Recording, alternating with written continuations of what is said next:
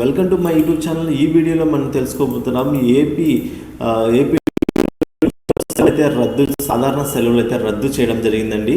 So అదొక breaking news అయితే చెప్పుకోవచ్చు. ఎందుకు ఏమిటి అందరూ అందుబాటులోనే ఉండాలంటున్నారు. సో కాబట్టి ఆ వివరాలు ఏంటో తెలుసుకుందాము.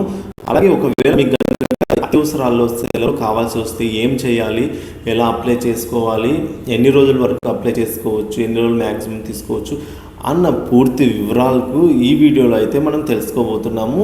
సో వీడియో అయితే ఎక్కడ కానీ స్కిప్ చేయకుండా ఎండ్ వరకు చూసినట్లయితే మీకు ఇన్ఫర్మేషన్ అనేది పూర్తిగా ఉంటుంది. ఆ వీడియో నచ్చినట్లయితే తప్పకుండా లైక్ చేయండి. సబ్స్క్రైబ్ అవునట్లయితే కొత్తగా ఎవరైనా మన ఛానల్ చూస్తూ సబ్స్క్రైబ్ చేసుకుని దయచేసి ఇలాంటి లేటెస్ట్ అప్డేట్ న్యూస్ మీ వరకు అయితే ఎప్పటికప్పుడు మన ఛానల్ పోస్ట్ చేస్తూనే ఉంటాను. ఇంకా ఆలస్యం చేయకుండా వివరాలకి అయితే వెళ్ళిపోతాం. మన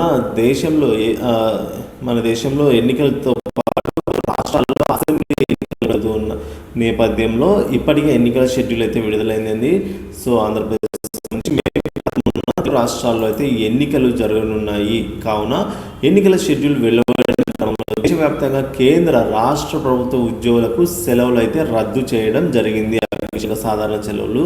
ఇక లోక్సభ ఎన్నికల దృష్ట్యా కేంద్ర రాష్ట్ర ప్రభుత్వ ఉద్యోగులకు చెందిన ప్రభుత్వ ఉద్యోగులకు, అలాగే సెమీ ప్రభుత్వ ఉద్యోగులకు, ప్రభుత్వ రంగ సంస్థల ఉద్యోగులు, అలాగే అవుట్సోర్సింగ్ ఉద్యోగులకు, అలా పనిచేస్తున్న ఉద్యోగులు మరియు అధికారులకు సంబంధించి సెలవులపై అయితే నిషేధం కేంద్ర ప్రభుత్వం. ఈ మేరకు జిల్లా ఎన్నికల అధికారి అలాగే కలెక్టర్లకు ఉత్తర్వులు జారీ చేయడం జరిగింది. కావున ఎన్నికల ప్రక్రియ ఏదైతే ఉందో అది ముగిసే వరకు కూడా ఈ సాధారణ సెలవులకైతే రద్దు చేయడం జరిగింది. ఇది అన్ని కారణము. ఒకవేళ అవసరమైతే ఏ పరిస్థితుల్లో అవసరమవుతాయి, సో ఎన్ని రోజులు తీసుకోవచ్చు అనేది ఇప్పుడు తెలుసుకుందాం. అత్యవసరంగా మీకు 2 రోజుల సెలవులు అనుమతించేందుకు, అంటే మీ అవసరాన్ని బట్టి గరిష్టంగా 2 రోజుల వరకు సెలవులు మీకు ప్రకటించేందుకు కార్యాలయ అధికారికి అయితే ఆ రైట్ అయితే ఉంటుంది, అధికారం ఉంటుంది. సో మీరు తగిన ప్రూఫ్ చూపించి ఆయనతో మీరు గరిష్టంగా 2 రోజుల నుంచి, ఒకవేళ ఇంకా ఎక్కువ రోజులు సెలవులు కావాలంటే ఉన్నతాధికారుల నుంచి అనుమతి తీసుకోవాల్సి అయితే ఉంటుందని వారి ప్రూఫ్స్ చూపించి సో వాళ్ళు కనుక నిర్ధారించుకొని ఓకే అయితే మీకు సెలవులు అయితే మంజూరు చేయడం జరుగుతుంది. ఒకవేళ మీరు ఆరోగ్యపరంగా ఇబ్బందులు వస్తే ప్రభుత్వ ఉద్యోగి దరఖాస్తుతో పాటు, అంటే మీరు ఏదైతే దరఖాస్తు ఉంటుందో మీ ఆరోగ్య రీత్యా ఎన్ని రోజులు సెలవులు కావాలనేది దరఖాస్తు పాటుగా మెడికల్ బోర్డు వారు జారీ చేసిన సర్టిఫికేట్, అంటే మీకు ఏదైతే ఇష్యూ ఉందో సర్టిఫికేట్ను జత చేసి మీరైతే సమర్పించవలసి అయితే ఉంటుంది. ఎవరికి? కార్యాలయ అధిపతి ద్వారా జిల్లా ఎన్నికల అధికారికి వరకు అయితే రీచ్ అవుతుంది. దాంతో అయితేనే మీరు సెలవులు ఎక్కువ రోజులు అయితే తీసుకోగలుగుతారు. సో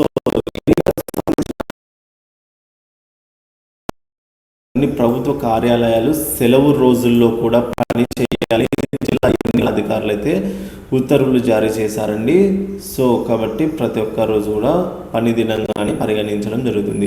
ఈ ఉత్తర్వులు వెంటనే అమల్లోకి అయితే వస్తాయని కూడా వారు ఈ విధంగా పేర్కొన్నారు. సో మీకు ఎన్నికల ఏదైతే కార్యాలయ అధిపతి ఉంటాడో ఆయన మీ అవసరాన్ని బట్టి గరిష్టంగా 2 రోజుల వరకు సెలవులు ప్రకటించే అధికారం ఉంది. అలాగే మీరు అంతకు మించి ఎక్కువ రోజులు కావాల్సి వస్తే సెలవులు మీరు తప్పనిసరిగా జిల్లా ఎన్నికల అధికారికి అప్లై చేసుకోవాల్సి ఉంటుంది. మీ యొక్క స్థితిని బట్టి, అంటే మీకు ఎమర్జెన్సీని బట్టి ఆయనతో అయితే మీరు గరిష్టంగా ఎన్ని రోజులైనా కూడా మీరు సెలవులు పొందగలుగుతారు అకార్డింగ్ టు మీ అవసరాన్ని బట్టి. సో ప్రతిరోజు కూడా పని దినంగానే పరిగణిస్తూ కేంద్ర ప్రభుత్వం అయితే ఈ విధంగా చేసిందండి. సో అన్ని జిల్లాల కలెక్టర్లకి కూడా మనకైతే ఈ విధంగా ఉత్తర్వులు జారీ చేయడం జరిగింది. కాబట్టి అందరూ తప్పనిసరిగా ఫాలో అవ్వాలి. సో వివరాలు అయితే ఇలా ఉన్నాయి. ఇన్ఫర్మేషన్ నచ్చినట్టయితే వీడియోని తప్పనిసరిగా లైక్ చేయండి. సబ్స్క్రైబ్ అవునట్టయితే మన ఛానల్ వెంటనే సబ్స్క్రైబ్ తాజా అప్డేట్స్ కోసం. Thank you for watching this video.